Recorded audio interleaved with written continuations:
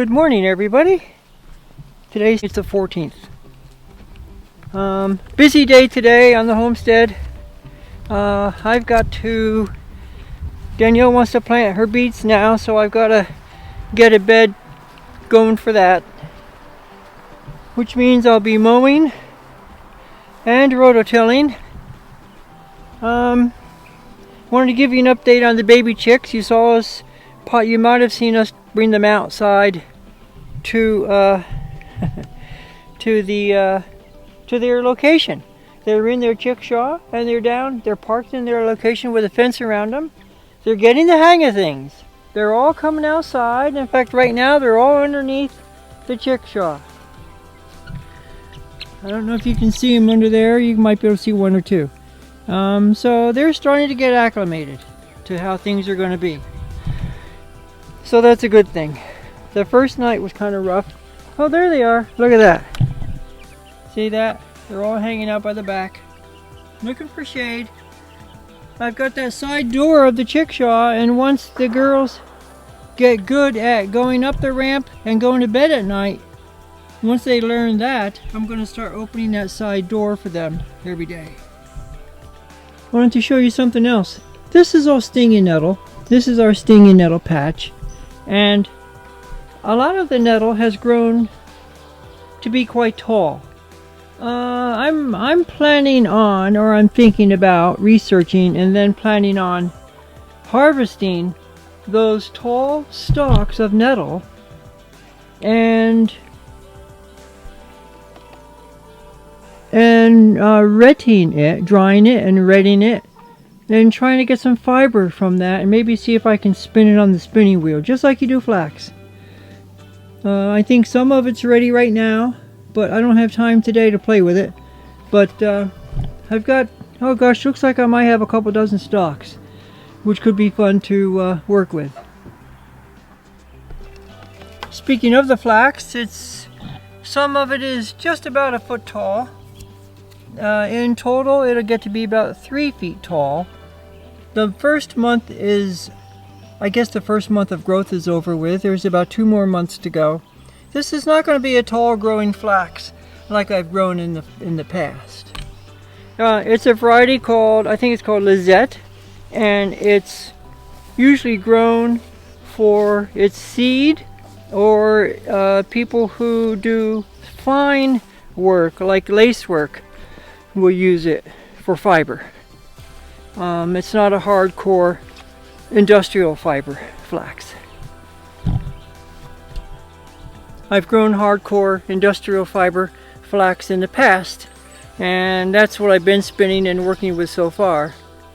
I'm looking forward to working with this finer stuff, see how it goes. I have a chance to get my hands on some French grown flax seed. I've got a line on that stuff, and I'm going to see if I can get some of it for next year. Oh boy. So today's big project, Danielle wants to plant beets. Get the beets in the ground today. She plants both red beets and golden beets. This is going to be the bed that we're going to put the beets in. It's about 20 feet long, and we've got shallots over here to be its neighbor on one side, and then over there we've got some collards,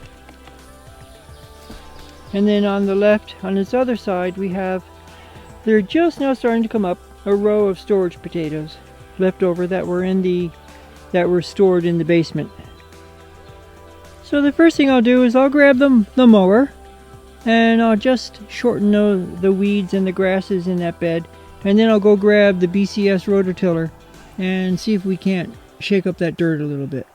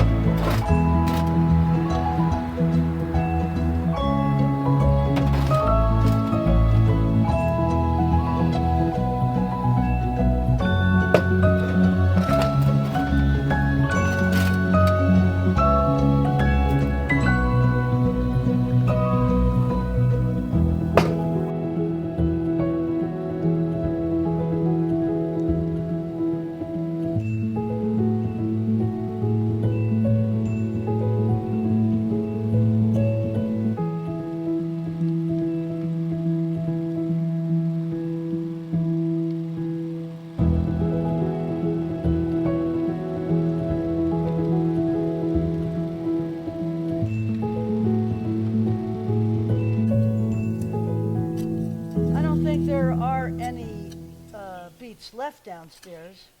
Today we're doing beets in this row. I have two kinds. I've put a stake midway. This is going to be for cylindra beet, which is red, and it's a cylinder that's maybe an inch by, or an inch and a half by 4 or 5.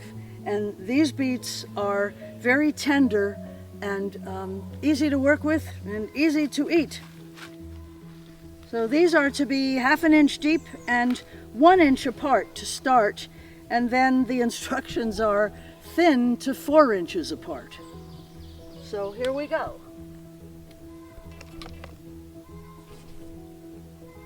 So you drop them, you try 1 inch apart, but because the ground is still quite moist and a lot of little knots of soil, the seeds roll wherever they want. But we'll do our best, and it'll be fun to see where they end up germinating.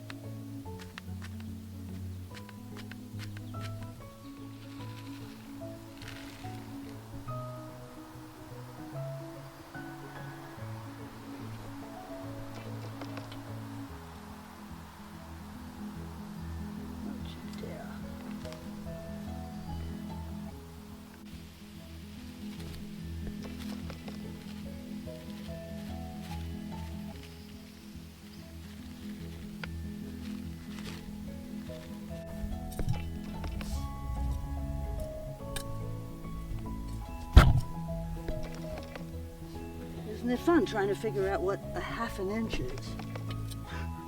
If you bury them too deeply, it'll take forever.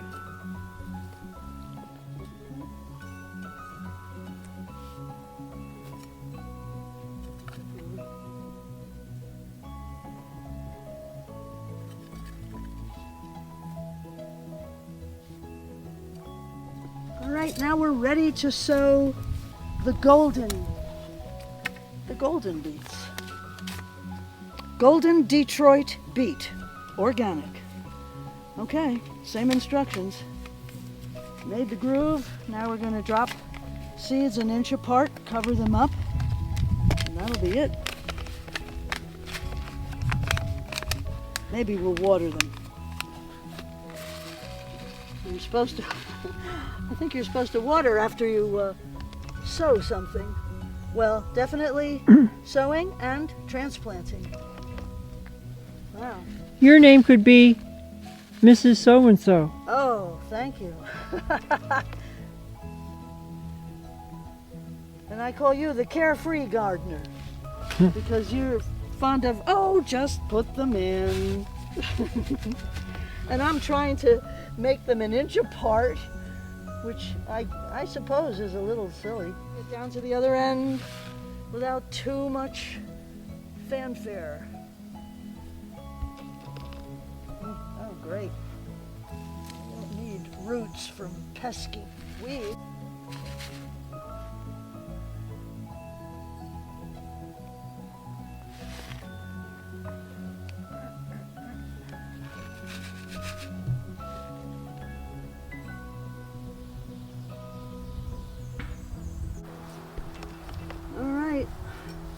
A light covering. Well, I don't have my measuring tape out to see if I'm covering 1/2 inch, but I won't worry. That'll be my motto for the day. Do not worry. All right. I might give these a little spray of moisture. I don't think there's rain in the forecast. We'd like to give them a start. just so they know what to do.